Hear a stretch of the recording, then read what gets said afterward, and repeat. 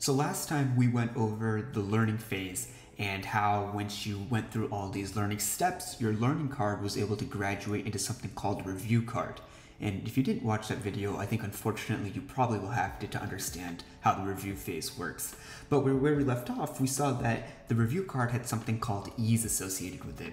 And so each one of your review cards now are going to have this ease factor that's part of them, and each one will have its own unique ease factor that will change depending on how well you know the card or how poorly you know the card, which we're going to get into. So remember here, once we hit this 6 days, right, that was our graduating interval, this card became a review card. So now our current interval is 6 days, and that's going to play a role in determining by the Anki algorithm how many days need to pass until we see the review card again. So let's just take a look here and see what we have once we're in the review phase. So let's look at on the right, we see that our current interval is 6 days like we just saw. And then we have something called an interval modifier. So this interval modifier is going to be applied to all the cards in your deck. So it's not going to change depending on each individual card. It's something that's applied to all the cards in your deck. And I'll show that in the Anki settings a little bit later on. And then we have these other two numbers here, the hard interval, the easy bonus, which we don't have to worry about right now, but I will talk about them in a little bit. So basically now we've reached the point where our learning card has graduated and is now a review card. So what happens once you see this review card after 6 days, right? It's been 6 days, and now you hit good. So the formula for calculating the new interval once you press good is going to be your current interval here times the ease of the card times the interval modifier. So let's go through this and see what we have. So we know the current interval is 6 days, right? Because we waited 6 days before we saw this card again because it just graduated like we went over. So it just graduated, it's been 6 days, and now we're seeing the card again. So your current interval is 6 days. The ease, remember, we started all of our cards with an ease of 250%. So we're going to multiply 6 times 2.5, and then we're going to multiply it by this interval modifier, which is going to be applied to all the cards in our deck. So we're just going to multiply that by 1. And when you do that, you get 15. So then you'll have a new interval of 15 days. So 15 days will pass, and then this review card will pop up again.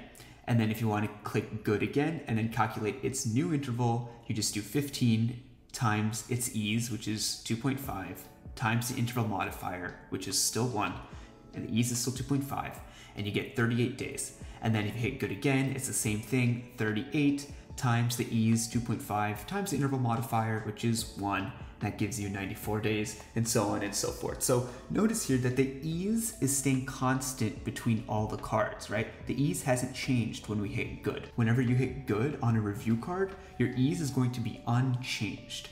So that's really important to remember. Okay, now just pretend this card was actually not good for us. So it's still 6 days. So pretend that we just graduated this card. So it's 6 days later. But we kind of are iffy about this card. You know, after 6 days, we kind of forgot the answer to this card. So instead of hitting good, we hit hard. Now you can see that the formula for calculating the new interval changes. So now it's the current interval, which is 6 days, times something called the hard interval, times the interval modifier, which will always be 1 for the way we set it for this deck. It's going to be 1 for all the cards. You can change it later, but that'll apply to all the cards. This won't ever change and be card specific. It's going to be deck specific. So all the cards are going to be affected by this number at all times. So this hard interval is usually 120%, but you can technically change it in the Anki settings. I don't recommend changing it. I think you should just keep it, but you can technically change it, which is why I have this hard interval specified here. So it's 120%. So the way our new interval is going to be calculated now is going to be 6, which is our current interval, right? 6 days, times the hard interval, which we see is 1.2, times interval modifier, which again is just 1, and that gives you 7 days.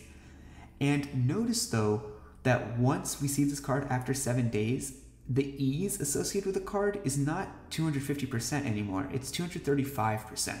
And that's because whenever you press hard on a review card, the ease is going to decrease by 15%. So now it's been 7 days, and let's pretend that the card is still kind of hard for us. So we hit hard again. So now our new interval is going to be the current interval, which is now 7 days, times the hard interval, which is 1.2, times the interval modifier, which is 1, and that's going to give us 9 days. So 9 days will pass, and then we'll see the card again. But notice again, look, the ease went down by 15% once again because we hit hard.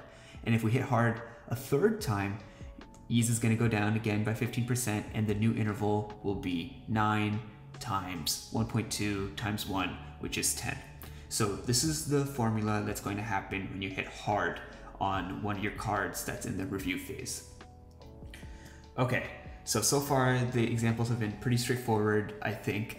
So now let's move on to something a little bit trickier. So this is what happens when you click easy on your card. So when you click easy, the new interval is going to be calculated by taking the current interval, multiplying it by the ease associated with the card, multiplying it by the interval modifier, which again is just 1, and then multiplying it by this thing called the easy bonus. So again, this easy bonus you can change, but its default setting is 130%, and I think that's a pretty good setting. I leave it at that setting as well. So this easy bonus is never going to vary by card. It's just a set, constant that you get to decide, and by default is set at 130%, which I think you should leave at. But it's only going to come into play whenever you click easy. It's not going to come into play any other time. So let's start with this review card. Remember, it just graduated, so our current interval is still 6 days. But this card was super easy, so we're like, oh, we can just hit easy. So now the new interval is going to be 6, which is our current interval, times the ease, which is 2.5, that's what we set at the beginning, times the interval modifier, which is just 1, but also times 1.3. And that is going to give you 20 days. And now notice 20 days later, our ease has actually increased by 15%. So whenever you hit easy, not only are you going through this formula, but you're also increasing the ease associated with that card by 15%. So now when we do the new calculation, our current interval is 20 times the ease, which is now 2.65 instead of 2.5, times the interval modifier, which is 1, times the easy bonus, which is just 1.3. And that gives you 67 days you'll have to wait before you see that card again. And now that card will also have its ease increased by 15% once again because we hit easy. So now if we hit easy a third time, let's just go through this. Hopefully this is starting to make a little bit more sense now. But our new interval that we're going to calculate will be 67 times the new ease associated with it, which is 2.8, times the interval modifier, which is, just 1, times the easy bonus, which is 1.3. And that will give us a new interval of 245 days. And our ease will have gone up to 295%. So notice that when you click easy a lot, right, you're really increasing how much time is going to pass until you see that card again, right? Your new interval is increasing dramatically because not only is the ease increasing each time, you're also tacking on this easy bonus every time. So that's just something to keep note of. Okay, so hopefully these last 3 examples have been pretty straightforward. We ran through good, we ran through hard, we ran through easy. Now we're going to get to something that's going to be a little bit trickier. Actually, this is probably going to be the trickiest part, and that's when you click again. So when you click again, remember, you are going to go back into the learning phase.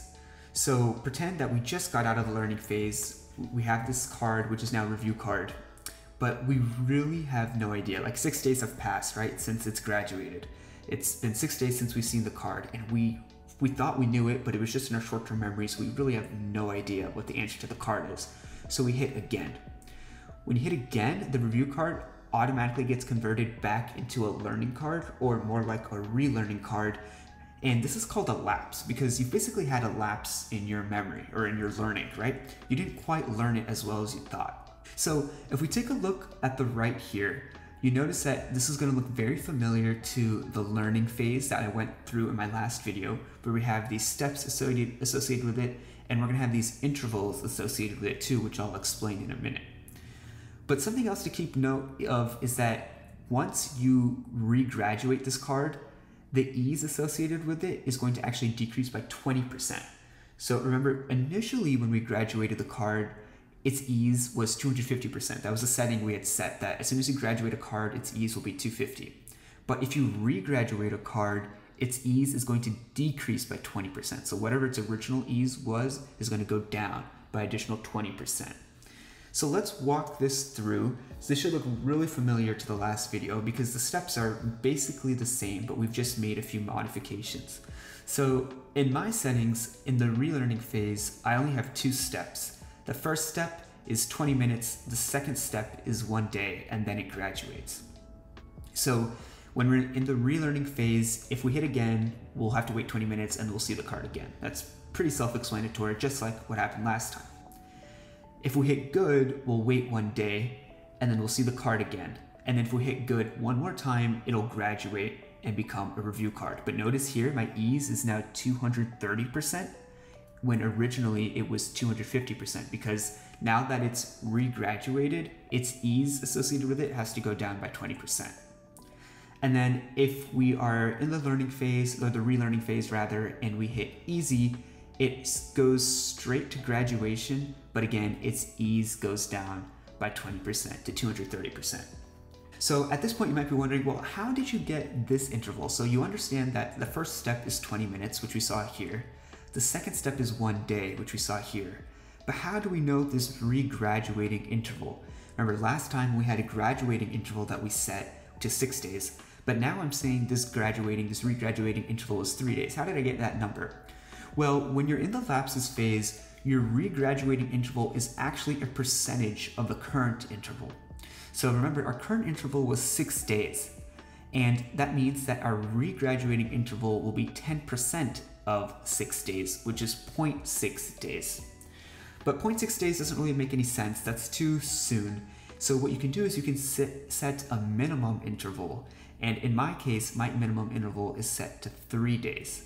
So basically what that means is that if I haven't met the minimum of 3 days, then I can't just take 10% of my current interval. I have to just make it 3 days.